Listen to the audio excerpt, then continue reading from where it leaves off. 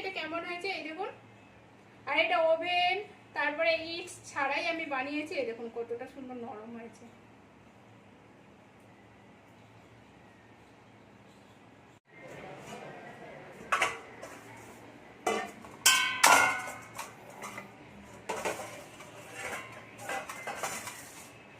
নমস্কার বন্ধুরা, বাঙালি কুকিং এর সবাইকে স্বাগত। সবাই ভালো আছো, আমিও ভালো আছি। আজকে আমি একটা রেসিপি বানাচ্ছি, আপনারা দেখুন প্রথম থেকে শেষ অবধি।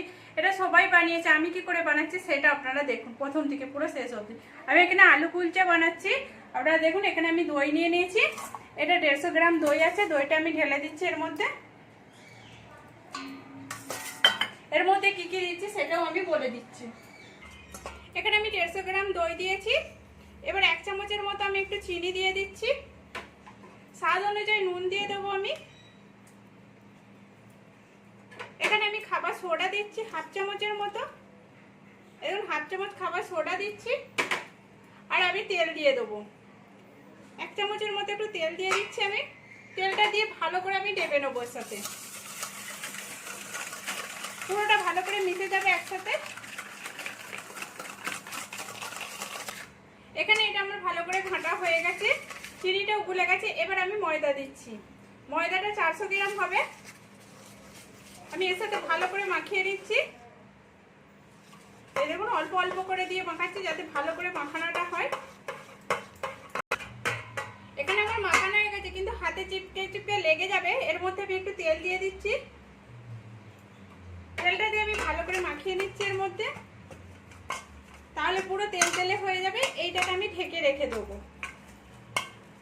5 মিনিটের মতো ঢেকে রেখে দিচ্ছি। এখানে আমার আলুটা সিদ্ধ করে আমি গ্রেট করে নিয়েছি। বাইরে গান হচ্ছে কিন্তু যতটা পাচ্ছি আমি আওয়াজ দিচ্ছি। দেখুন এখানে গ্রেট করে নিয়েছি আলুটাকে। এবার এর মধ্যে একটু নুন দিয়ে দিচ্ছি আমি, ধনেপাতা কুচি দিয়ে দিচ্ছি কিছুটা পরিমাণে, গোলমরিচের গুঁড়ো দিলাম 1 চামচের মতো, 1 চামচের মতো আমি চাট মশলা দেবো, দিয়ে আদা কুচি দেবো ছোট একটু সামান্য পরিমাণে। আদাটাকে গ্রেট করে নিয়েছি আমি, দিয়ে এটাকে আমি মাখিয়ে দেবো একসাথে। আমি পুরো আজকে নিরামিষি ভাবে বানাচ্ছি। আর কেউ যদি রসুন খেতে চান তাহলে রসুনটা দিতে পারেন, কিন্তু আমি নিরামিষি বানাচ্ছি বলে আমি রসুনটা দিলাম না। এটা আমি ভালো করে মাখিয়ে নিচ্ছি একসাথে। এখানে আমার 5 মিনিটের মতো হয়ে গেছে, আমি খুলে দেখছি। এই দেখুন কতটা নরম হয়ে গেছে। এটাকে আমি একটু দলে নিচ্ছি ভালো করে, কত সুন্দর হয়েছে এটা। এবার এটাকে আমি একটু লেচি পাকিয়ে নেবো।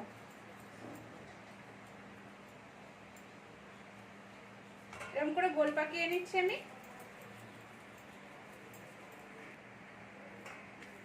আমি লেচিটা নিয়ে নিয়েছি, এর মধ্যে আমি ময়দা দিয়ে দিয়েছি।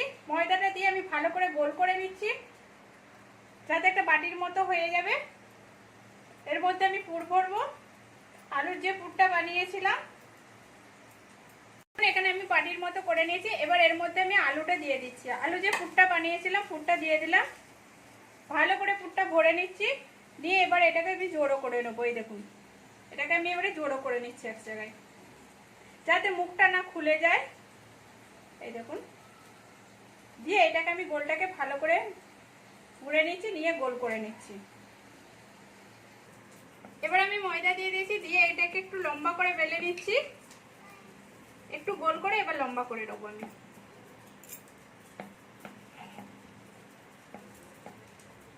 এই দেখুন, আর এইটা কিন্তু খুব সুন্দর, কিন্তু আমি ইস্টের দরকার হয় না, ওভেনের দরকার হয় না, আমি ঘরে এমনি বানাচ্ছি। দেখুন গ্যাসেতেই বেলা হয়ে গেছে। এবার আমি একটু তেল দিয়ে দিচ্ছি হালকা করে।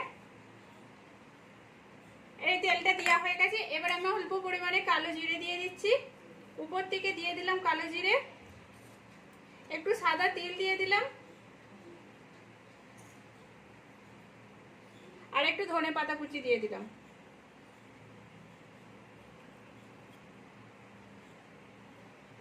দিয়ে আমি একটু বেলে নেবো, হালকা করে একটু নিয়ে নিচ্ছি, ঘষে নিচ্ছি। এই দেখুন শুধু বেলুন কাঠটাকে এরকম করে ঘষে নিচ্ছি যাতে এগুলো বসে যায়।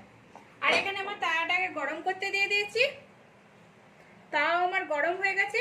এবার এর মধ্যে আমি বসিয়ে দিচ্ছি।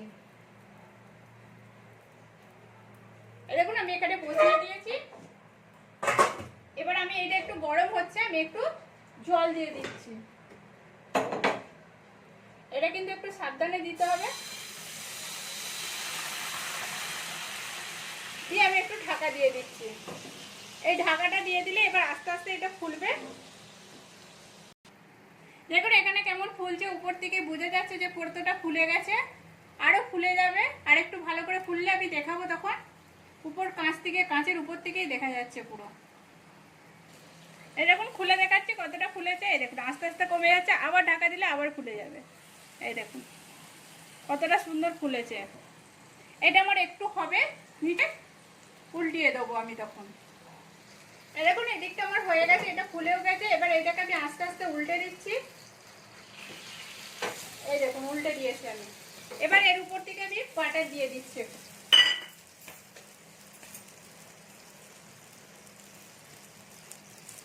এর উপর থেকে আমি বাটারটা দিয়ে দিচ্ছি। বাটারটা দিয়ে দিলে খেতে খুব সুন্দর লাগবে। দিয়ে এবার এটাকে আমি উল্টে দেবো। আস্তে আস্তে এটাকে উল্টাতে হবে।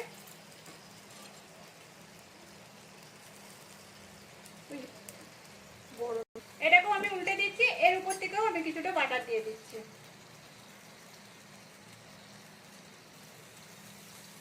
এটাকে এবারে উল্টে দেবো। আমার সেই দিকটা হয়ে গেছে, এই দিকটা আমার উল্টাতে হবে। এদিকটা আমি উল্টে দিচ্ছি বাটারটা দিয়ে। এবারে ওই দিকটাও লাল লাল আমি হতে দেবো, তাহলে আমার হয়ে যাবে। দেখুন এখানে আমার এটা হয়ে গেছে। এবার এটাকে আমি তুলে নিচ্ছি। এই দিকটাও লাল হয়েছে, এই দিকটাও লাল হয়েছে। দেখুন এরকম করে আমি পুরো সবগুলোই ভেজে নেব। এরকম করে বেলে এরকম করে আমি সবগুলো ভেজে নিচ্ছি।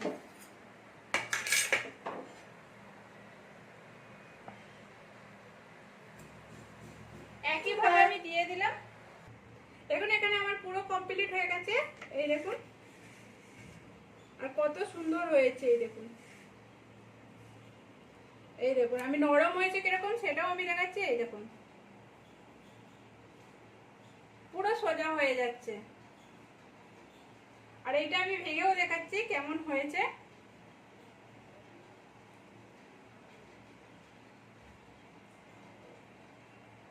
এই দেখুন ভিতরটা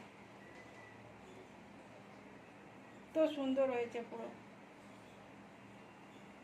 এটাও আমি দেখাচ্ছি খুলে।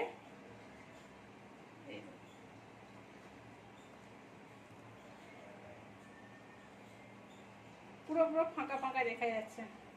প্লিজ আপনারা এরকম করে বাড়িতে বানিয়ে দেখুন কেমন হয়েছে, সেটাও কমেন্ট করে বলবেন। ভালো লাগলে একটা লাইক করবেন, শেয়ার করে সাবস্ক্রাইব করে পাশে থাকবেন প্লিজ। নতুন বন্ধুদের আর পুরনো বন্ধুদের অসংখ্য ধন্যবাদ।